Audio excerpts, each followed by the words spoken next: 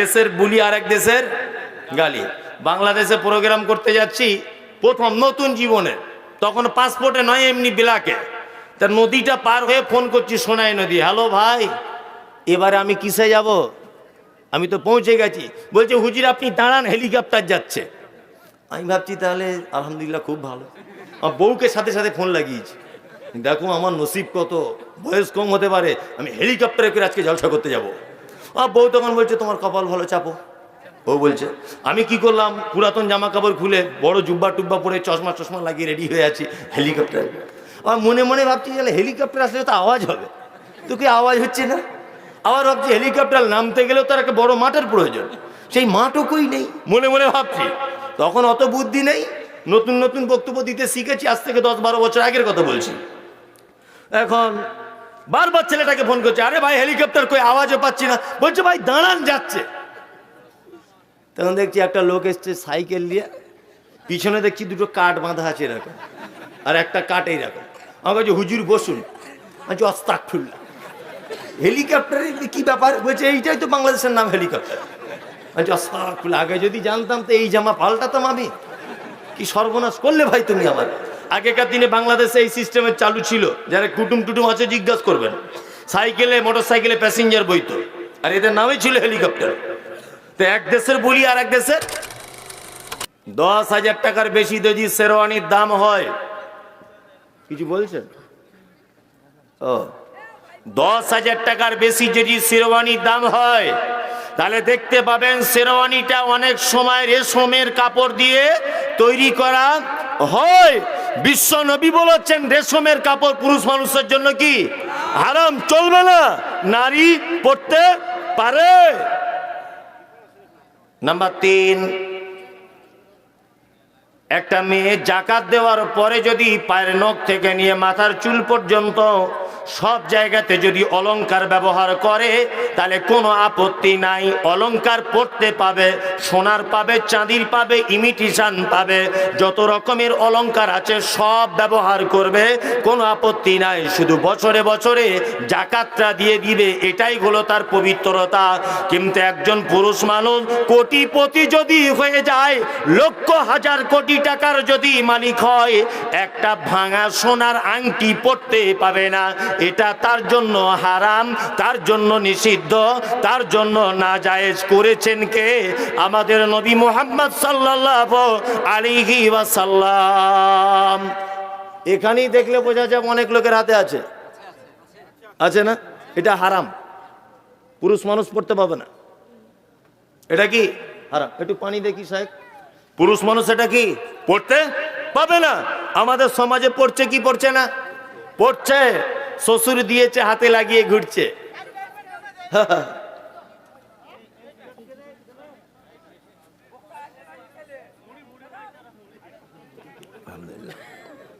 জি, সোনার অলংকার তাহলে কি পুরুষের জন্য হারাম, নারীর জন্য জায়েজ। এইবার আর একটা জায়গাতে আসি, মসজিদে জমাত শেষ, নারী পুরুষের ডিফারেন্স দেখাচ্ছি। মসজিদে জমাত শেষ, আপনি নামাজ পড়ার জন্য মসজিদে গেলেন, দাঁড়িয়ে গেলেন, আল্লাহু আকবার, আলহামদুলিল্লাহি রাব্বিল আলামিন, আর রহমানির রহিম, নামাজ পড়ছেন। আর একটা লোক সেও নামাজ পড়বে বলে মসজিদের ভিতরে ঢুকেছে। আচ্ছা বলুন তো লোকটা দাঁড়াবে কোন দিকে? ডান দিকে দাঁড়িয়ে গেল। আর একটা লোক এসেছে, বলুন তো সে দাঁড়াবে কোন দিকে? বলছে বাঁ দিকে। না, 3 জন যখন হয়ে যাবে, ইমাম মাঝখানে দাঁড়িয়ে আর ইমামতি করার সুযোগ রাখে না।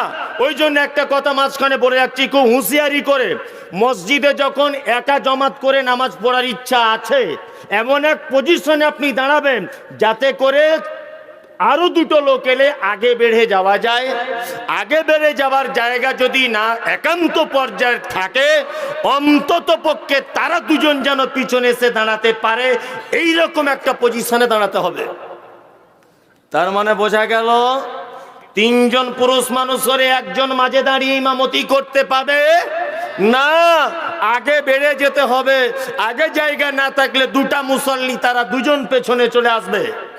এইবার একটা কথা আপনাকে বলছি, বলুন তো, একটা নারীরা যদি জামাত করে কোথাও যদি নামাজ পড়ে, আপনার বাড়িতে 3 বেটি আছে, এক আপনার বউ আছে, 4 জন, 3 বেটিকে নিয়ে এরা 4 জন জামাত করবে, কি করবে?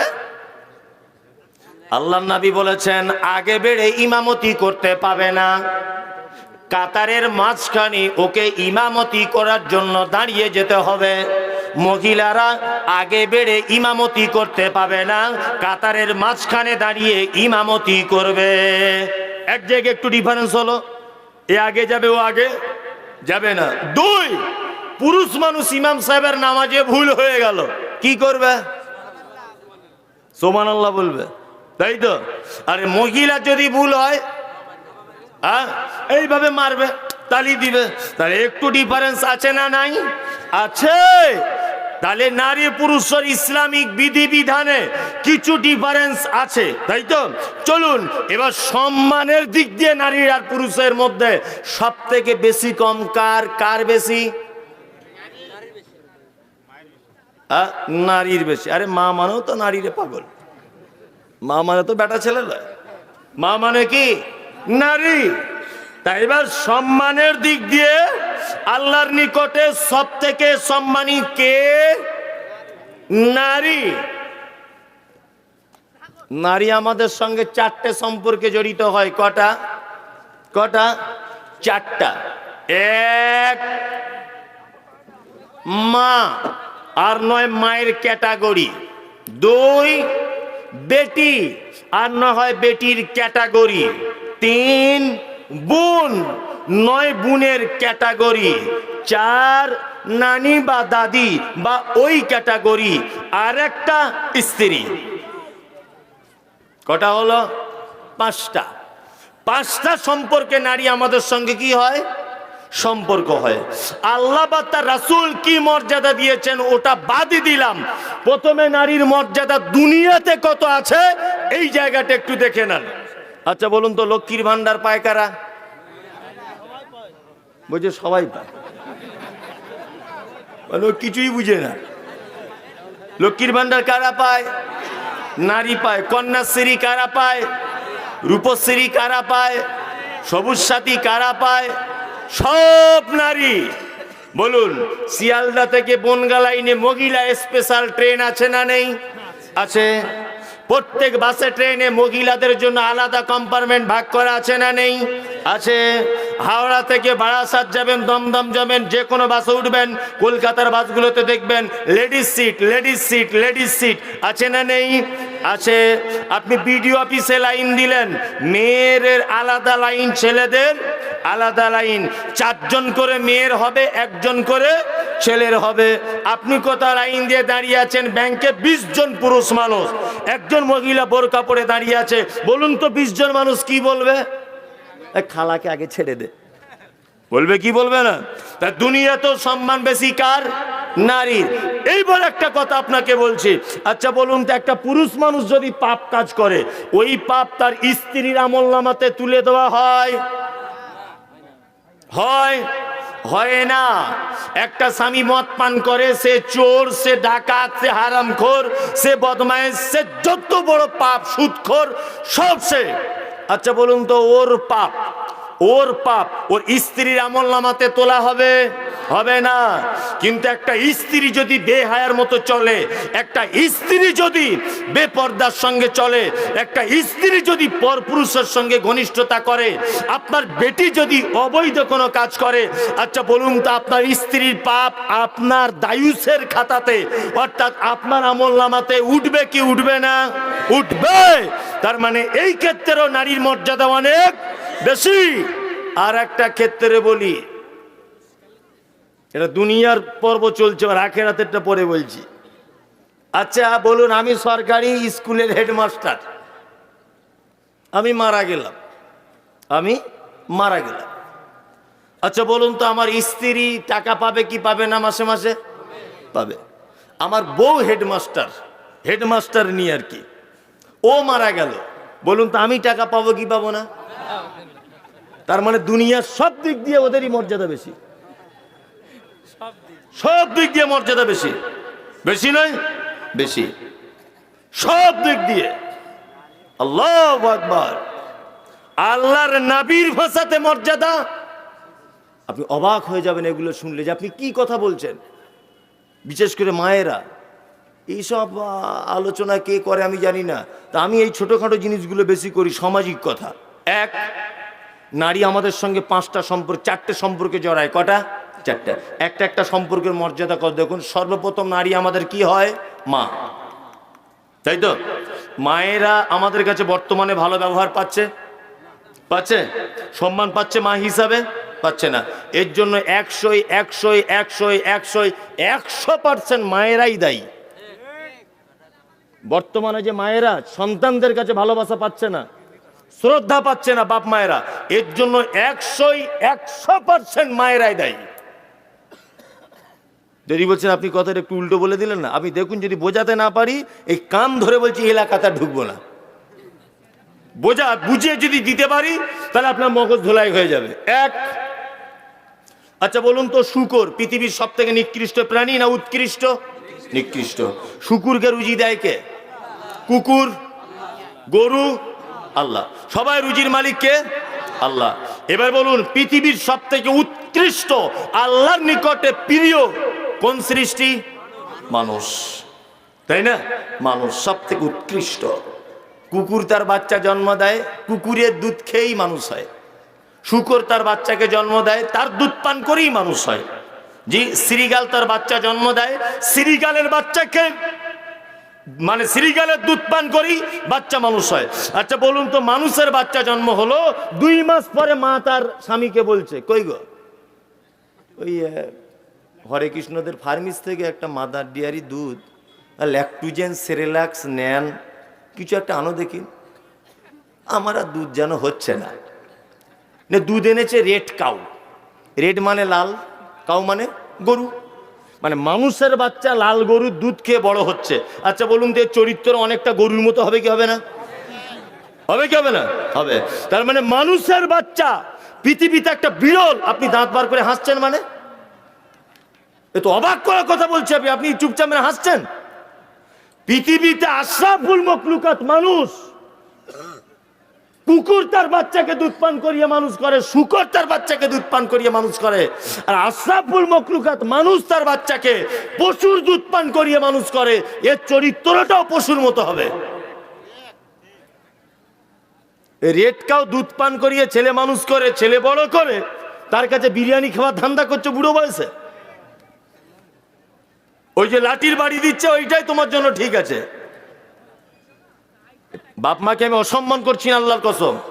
ও ফালতু কাছে বলছে আমার বুকে দুধ হয় না। কে বললো বুকে দুধ হয় না? আল্লাহ তো নিষ্ঠুর। কুকুর শুকার কাছে রুজির ব্যবস্থা করে, আর তুমি আল্লাহর প্রিয় বান্দা পৃথিবীতে আসছো, তোমার মায়ের বুকে দুধ হবে না? তোমার মায়ের চিকিৎসার প্রয়োজন আছে, তোমার মায়ের খাদ্য খাবারের ত্রুটি রয়েছে, এই কারণে হয়তো তোমার মায়ের দুধ কম হচ্ছে। তবে 85% নয়, 99% মায়েরা বাচ্চাকে দুধ দেয় না নিজের বডি, নিজের ফিগার ঠিক রাখার জন্য। কি বলছি বুঝতে পারছেন না? হ্যাঁ, ও ফিগার ঠিক রাখার জন্য। আরে পাগল, বাচ্চা তোমার যেদিকে ফিরবে সেই দিকে তোমার বুকের বোঁটা ধরে চুষবে চকচক চকচক করে, তবেই তো তোমার সঙ্গে তার মহব্বত জন্ম হবে, তবেই তো প্রেম জন্ম হবে। 2, আরেকটা জায়গা আপনাকে বলছি, আমাদের সমাজে আরেকটা যেটা কথা সেটা হচ্ছে এই। আচ্ছা বলুন তো, আগেকার দিনে বাচ্চারা স্কুলে ভর্তি হতো কত বছর বয়সে? 7-8 বছর বয়সে ভর্তি হতো, বড় হয়ে, তাই না? আমি তো মনে হয় 10 বছর বয়সে ন্যাংটা হয়ে ঘুরেছি। তখন প্যান্ট পরতাম না, এটা আগে হতো। আচ্ছা, ইংলিশ প্যান্ট পাওয়া যেত, ঠিক আছে না? হ্যাঁ, দড়ি দেওয়া প্যান্ট। আমরা তখন 7-8 বছর বয়সে ন্যাংটা হয়ে ঘুরেছি, স্কুল যাইনি। আর এখন বাচ্চাটার বয়স 3 বছর, ওর মা গাড়ি করে ইংলিশ মিডিয়ামে পাঠিয়ে দিচ্ছে, আর ও বাড়িতে মোবাইল দেখছে আর চ্যাটিং করছে। আর ও 4 বছরের বাচ্চা, ওকে পাঠিয়ে দিচ্ছে স্কুলে। 4 বছরও কি শিখবে? বলছে পাকাপুক্ত করে শিখতে হবে, ঘোড়ার ডিম। সন্তানের সঙ্গে টাইম দিতে পারছেন না বলে মহব্বত কমে যাচ্ছে। 4 বছর বয়স থেকে ওর মা ওকে স্কুলে পাঠাচ্ছে। বলুন, ও যদি সারাদিন স্কুলে যদি বাচ্চাটা থাকবে, মায়ের সঙ্গে স্পর্শে থাকবে কতক্ষণ? আবার বাড়ি চলে আসছে, প্রাইভেট মাস্টার চলে আসছে। শুন, এখন তবুও ডাল ভাত ছেলেদের কাছে পাচ্ছেন, আমি আর আমার বেটার কাছে পাবো না, শুধু মায়ের।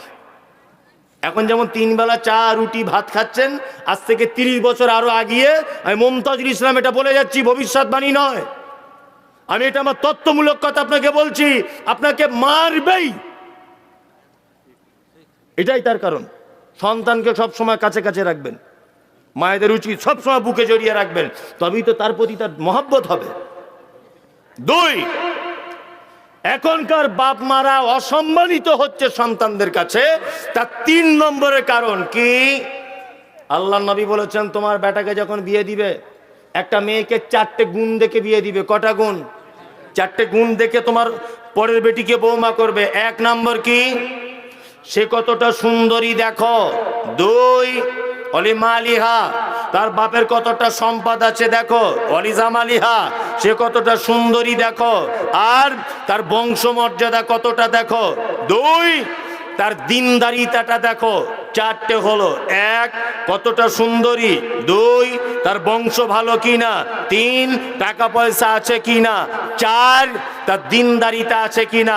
আল্লাহর নবী তার শেষ বাক্যে বলছেন, ফাসফার বেজাতিদ্দিন, 3টে জিনিস না থাকলেও চলবে, তার ভিতরে যদি দিনদারিতা যদি থাকে, অবশ্যই তোমার বেটার বউ হিসাবে, তোমার স্ত্রী হিসাবে তাকে আগে প্রাধান্য দাও।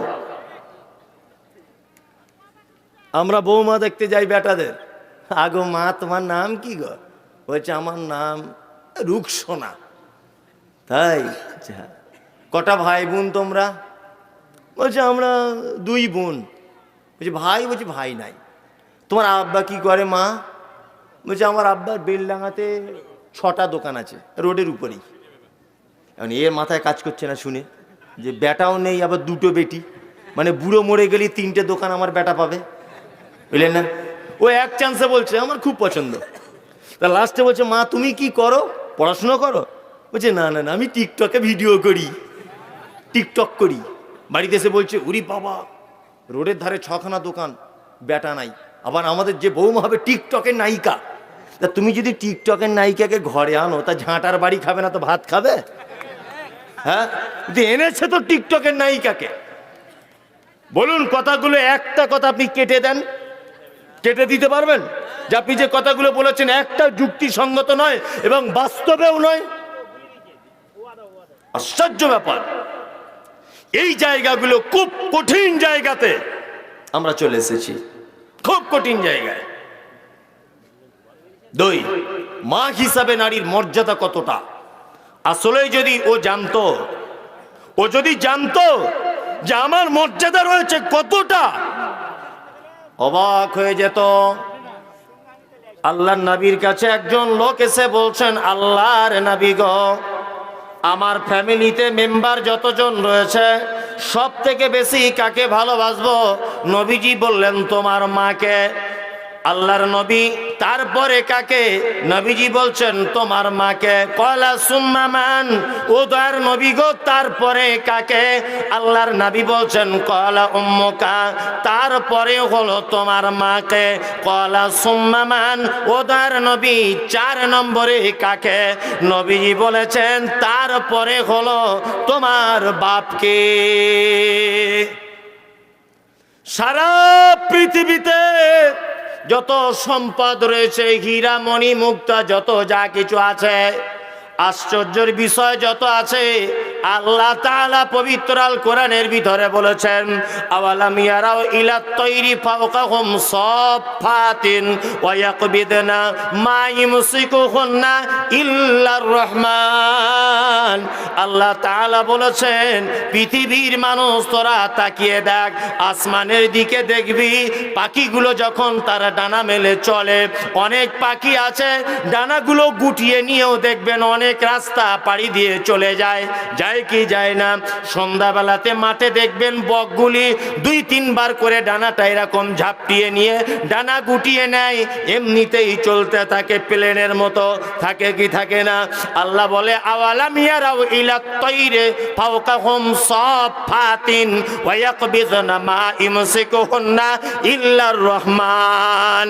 ডানা ঝাপটাতে ঝাপটাতে ডানা যখন গুটিয়ে নেয়, পৃথিবীর কোনো বৈজ্ঞানিক তাকে ধরে রাখার ক্ষমতা রাখে না। আমি আল্লাহ তাকে মহাশূন্যের উপরে রেখে দিই। এটা পৃথিবীতে শিক্ষিত মানুষদের জন্য একটা আমাকে চেনার বড় দৃষ্টান্ত। আল্লাহ তাআলা বলছেন পবিত্র আল কোরআনে, মারাজাল বাহরাইনি ইয়ালতাকিয়ান বাইনাহুমা বারযাখুল লা ইয়াবগিয়ান।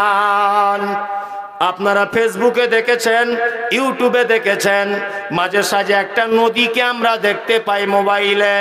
একদিকের পানির কালার সাদা, আর একদিকের পানির কালার হচ্ছে সবুজ। দেখেছেন আপনারা? দেখেছেন?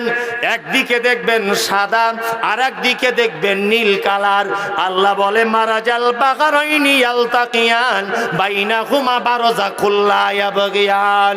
মাঝখানে প্রাচীর দেওয়া নেই, মাঝখানে প্যান্ডেল দেওয়া নেই, মাঝখানে ত্রিপলের ব্যবস্থা নাই, কোন রকমের অন্তরাল নাই। তারপরেও নীল রঙের পানিটা যদি ডান দিকে যায়, সাদা রঙের পানিটা বাম দিকে চলে যায়। একটা পানির সঙ্গে আর একটা পানি কখনোই মিশে যায় না। আল্লাহ বলেছে গোপন ভাবে একটা মারাত্মক অন্তরাল রয়েছে। পৃথিবীর কোন বৈজ্ঞানিক দার্শনিক, কোন গবেষণাগার আজ পর্যন্ত গবেষণা করে এটা জানতে পারলো না যে তার মাঝখানের ব্যবধানটা কি, তার মাঝখানের ডিভাইডেডটা কি। এটা আল্লাহ ছাড়া কেউ জানে না। সারা পৃথিবীতে যত সম্পদ রয়েছে, আল্লাহর নবী বলেছেন আর দুনিয়া ও কুল্লুহা মাতাউন খায়রুল মাতাইদ দুনিয়া আল মারাতুস সালিহাত। সারা পৃথিবীতে যত আশ্চর্য জিনিস আছে, চীনের প্রাচীর এটা হচ্ছে আশ্চর্যের জিনিস, ব্যাবিলনের শূন্য উদ্যান এটা হলো আশ্চর্য জিনিস। বন্ধুরে আমার, নবীজি বলেছেন সারা পৃথিবীর আশ্চর্য জিনিস হলো আল মারাতুস সালিহাত।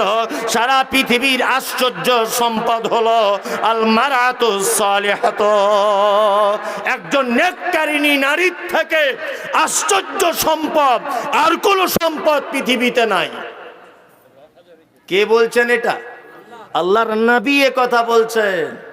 আল্লাহ বলেছেন কুল ইন কানা আবাউকুম ওয়া আবনাউকুম ওয়া ইখওয়ানুকুম ওয়া আজওয়াজুকুম ওয়া আশীরাতুকুম ওয়া আমওয়ালুন ইকতারাফতুমুহা ওয়া তিজারাতুন তাখশাউনা কাসাদাহা ওয়া মাসাকিন তারজাউনাহা আহাব্বা ইলাইকুম মিনাল্লাহি ওয়া রাসূলিহি ওয়া জিহাদিন ফি সাবিলিহি ফাতারাব্বাসু হাত্তা ইয়াতিয়াল্লাহু বিআমরিহি ওয়াল্লাহু লা ইয়াহদিল কওমাল ফাসিকিন।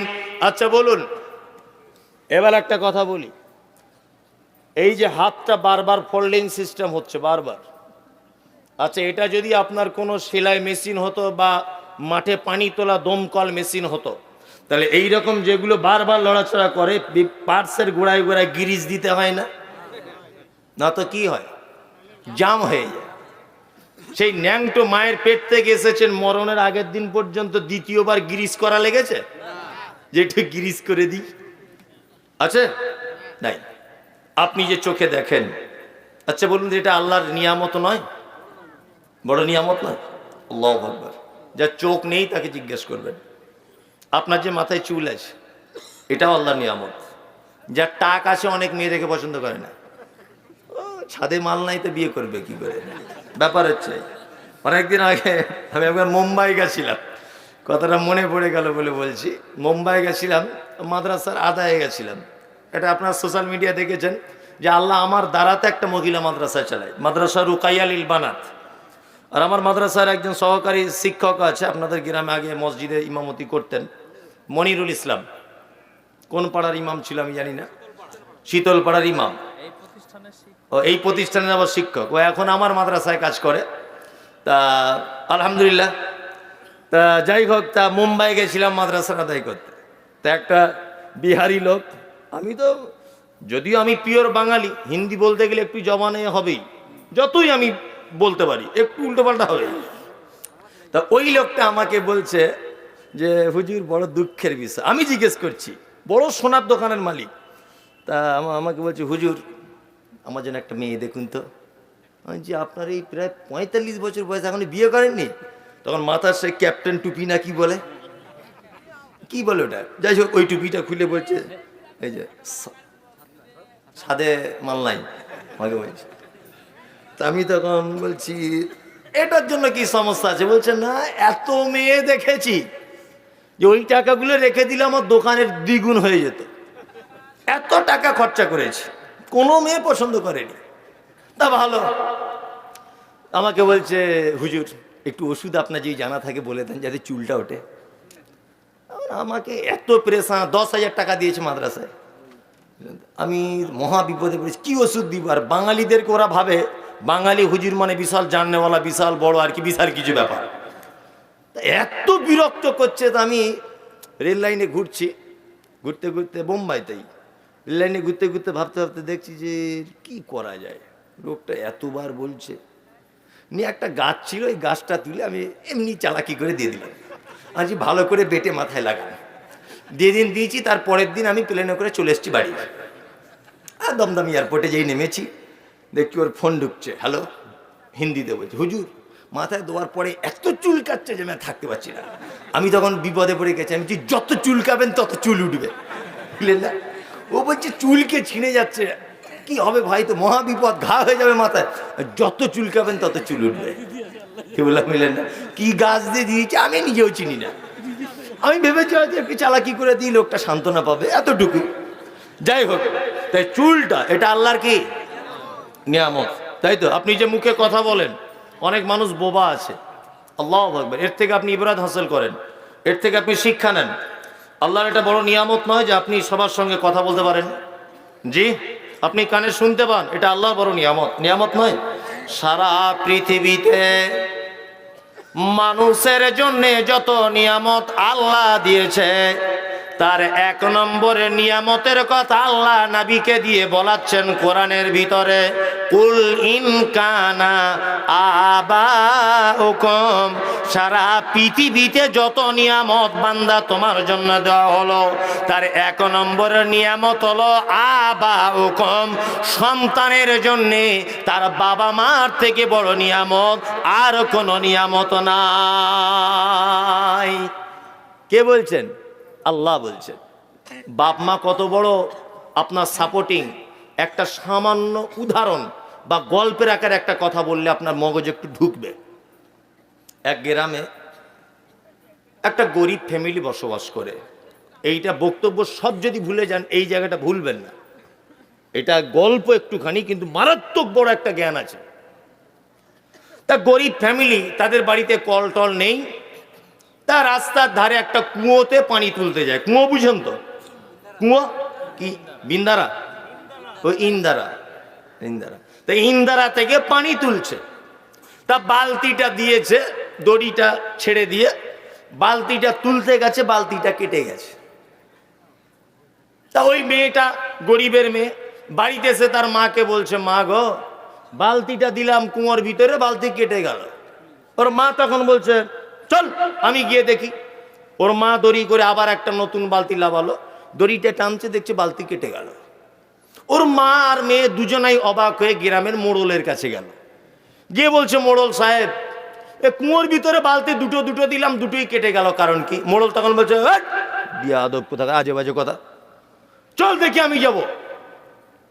মোড়ল একটা বাড়ি থেকে বালতি এনে দড়ি ধরে ছেড়ে দিয়েছে, মোড়ল টেনে দেখছে মোড়লের বালতিও কেটে গেছে। 4-5 জন এসে দিয়েছে, 4-5 জনের কেটে গেল। তখন মোড়ল ভাবছে যে নিশ্চয় কোনো ব্যাপার আছে, বালতি কেটে যাচ্ছে কেন? নিয়ে মোড়ল একটা ওজার, রোজা না কি বলে, হাত চার দেখায়, ওঝা, ওঝা কবি, মানে আমি শব্দটা জানি কিন্তু ভয়ে বলছি না যে আপনাদের দিকে যদি অন্য বলে লোক হাসবে। মানে এক দেশের বুলি আর এক দেশের গালি। বাংলাদেশে প্রোগ্রাম করতে যাচ্ছি প্রথম নতুন জীবনে, তখন পাসপোর্টে নয় এমনি বিলাকে। তা নদীটা পার হয়ে ফোন করছি, সোনাই নদী, হ্যালো ভাই এবারে আমি কিসে যাব? আমি তো পৌঁছে গেছি। বলছে হুজুর আপনি দাঁড়ান, হেলিকপ্টার যাচ্ছে। আমি ভাবছি তাহলে আলহামদুলিল্লাহ খুব ভালো। আমার বউকে সাথে সাথে ফোন লাগিয়েছি, দেখো আমার নসিব কত, বয়স কম হতে পারে, আমি হেলিকপ্টারে করে আজকে জলসা করতে যাবো। আর বউ তখন বলছে তোমার কপাল ভালো, চাপো।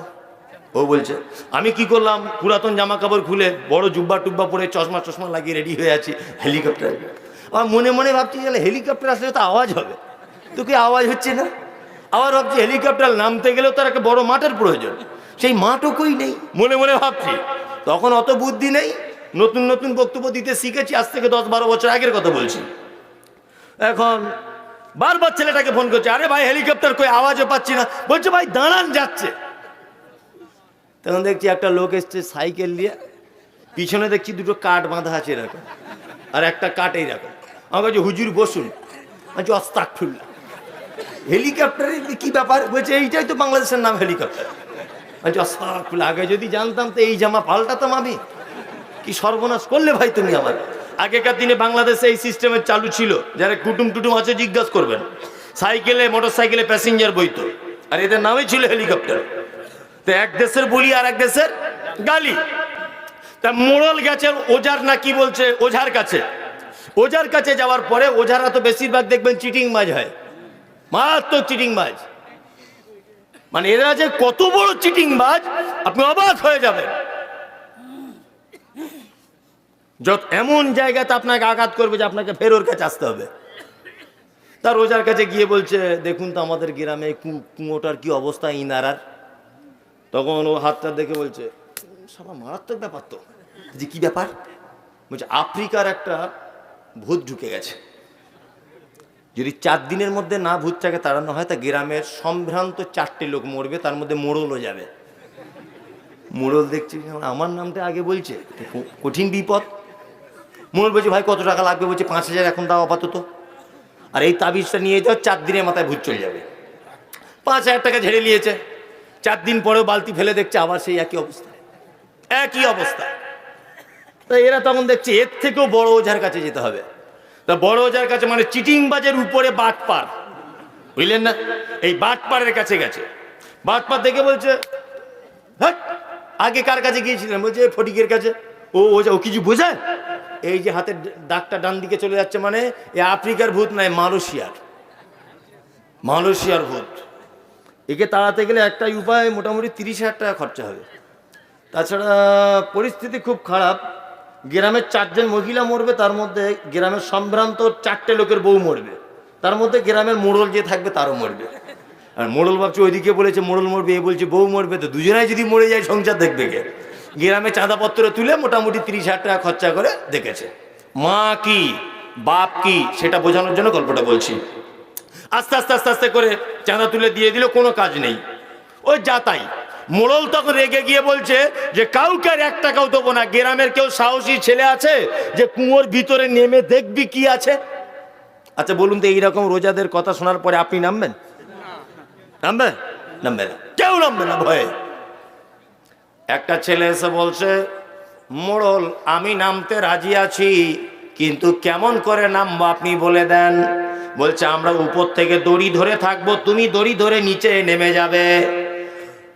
তখন ছেলেটি বলছে মোড়ল আমি যখন নিচে থাকবো দড়িটা ধরবে কে? বলছে আমি ধরবো।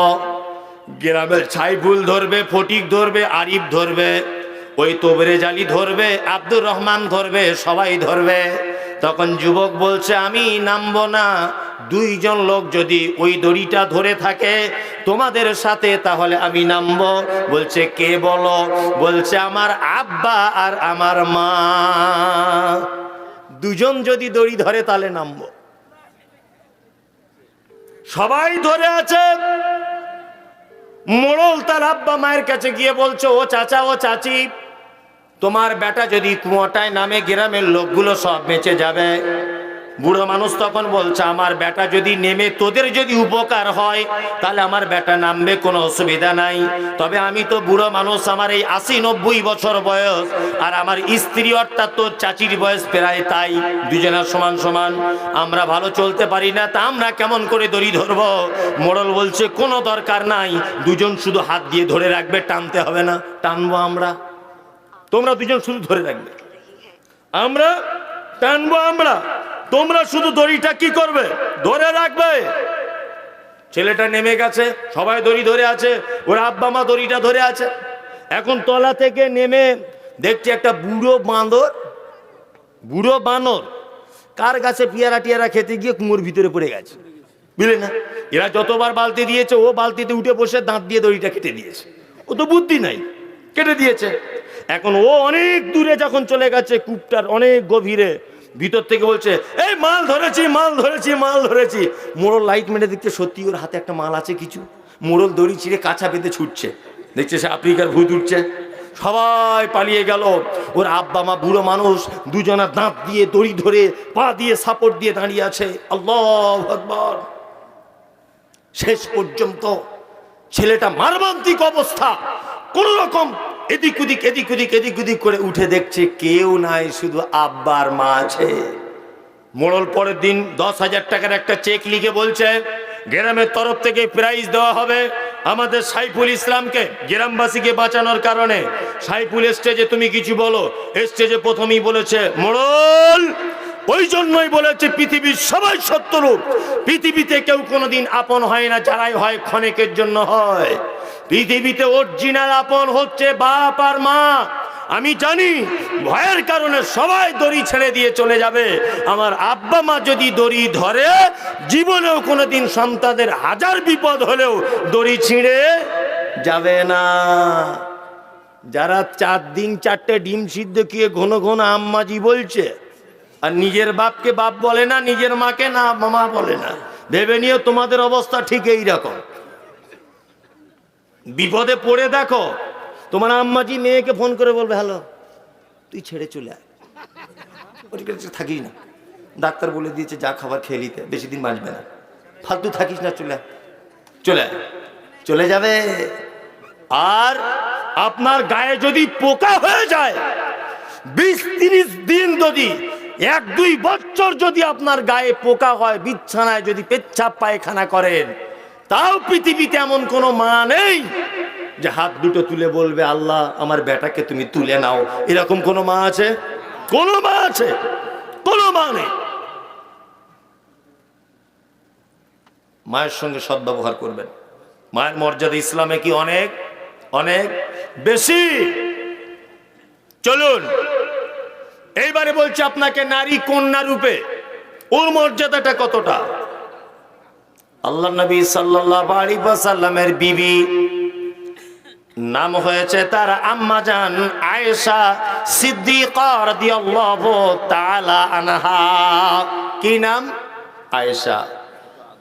আম্মাজান আয়েশা বলছেন, আমি বাড়িতে বসে রয়েছি, একজন মহিলাকে দেখলাম 2টি বাচ্চাকে নিয়ে আমার দরজায় যেন কিছু চাইলো। আমার বাড়িতে কিছু নাই, একটা খাজুর ছিল, ওই খাজুরটা মহিলাটিকে দিলাম। মহিলাটিকে দেখলাম খাজুরটা নিজে না খেয়ে তার কন্যা 2টির মাঝখানে ভাগ করে দিলেন। বিশ্ব নবী এলেন, আসার পরে আল্লাহর নবীকে আয়েশা বলছেন, ইয়া রাসূলুল্লাহ, আজকে একটা মারাত্মক ঘটনা ঘটে গেল। বলছে ঘটনা কি? বলছে একজন মহিলা এসেছে 2টি কন্যাকে নিয়ে। আল্লাহর নবী, আমরা তাকে একটা খাজুর দিলাম, নিজে না খেয়ে 2টি কন্যার মাঝখানে বিলি বন্টন করে দিলেন। বিশ্ব নবী তিনি বললেন, শোনো আয়েশা, কোন মেয়ে যদি, কোন ছেলে যদি তার কন্যা সন্তানকে নিয়ে যদি পৃথিবীতে যদি বিপদে পড়ে যায়, আমি আর ওই কন্যার পিতা 2 জনায় জান্নাতের ভিতরে এইভাবে থাকবো। এইটা বলার পরে আল্লাহর নবী মধ্যমা আর তর্জনী আঙুলকে এক জায়গায় করে দিয়ে বলছে, আয়েশা, আমি আর ওই মেয়ের বাপ, আমি আর ওই বিপদে পড়ে যাওয়া কন্যার বাপটা 2 জন জান্নাতে এই রকম ভাবে থাকবো। অনেকজন আছে মেয়ে হয়েছে বলে মুখটা বেঁকিয়ে বসে আছে, আর ছেলে হয়েছে বগল বাজাচ্ছে। এই মালে যদি বরকত যদি পেতে চান, মালে বরকত যদি পেতে চান, তাহলে অবশ্যই বাড়িতে আপনার মেয়েকে বেশি করে তার পিছনে খরচা করুন। মেয়ে যা খেতে চাইবে তাই খাওয়ান। যত রকমের পোশাক সে পরতে চায়, তবে ইসলাম বিরোধী পোশাক নয়, যেগুলো সভ্যতা পোশাক, তাই কিনে দেন। মেয়ের পিছনে বেশি বেশি টাকা খরচা করুন, ইনশাল্লাহ মালে বরকত হবে। আপনি কি চারটিখানি ব্যাপার? একটা মেয়ের বাপ যদি আপনি হতে পারেন, আল্লাহর নবী বলছেন আমি আর ওই লোকটা জান্নাতে দূরে থাকবো না, দুটো আঙুলকে জমা করে দিয়ে বলছে এইরকম ভাবে দুজন থাকবো। এ কি ভাবা যায়? নবীর সঙ্গে জান্নাতি লোক আপনি। বাজার থেকে যখন বাড়ি আসবেন, আপেল আঙ্গুর বেদানা যা কিছু আনবেন, সর্বপ্রথম আপনার মেয়ের হাতে দেবেন। প্রথম আপনার মেয়ের হাতে দেবেন। কি বললাম বুঝলেন না? মেয়েকে চুমু দেবেন, জড়িয়ে ধরে আদর করবেন। আল্লাহু আকবার, কত প্রিয়। টাকা পয়সা বেশি বেশি করে খরচা করবেন তার পিছনে।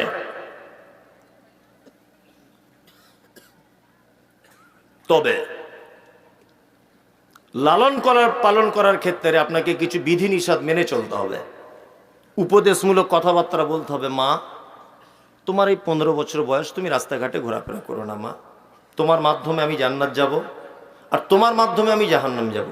মা, তুমি কি চাও যে তোমার মাধ্যমে আমি জাহান্নাম চলে যাই? বুঝাবেন, তাবলীগ করবেন, উপদেশ দেবেন। বাড়িতে ওর মাকে বলবেন মেয়েটাকে বোঝাও, তাকে দিনদারিতার ব্যাপারে আগ্রহী করাও, তাকে ইসলামের ব্যাপারে উৎসাহিত করেন। তবেই আপনি নবীর সঙ্গে জান্নাত যেতে পারবেন।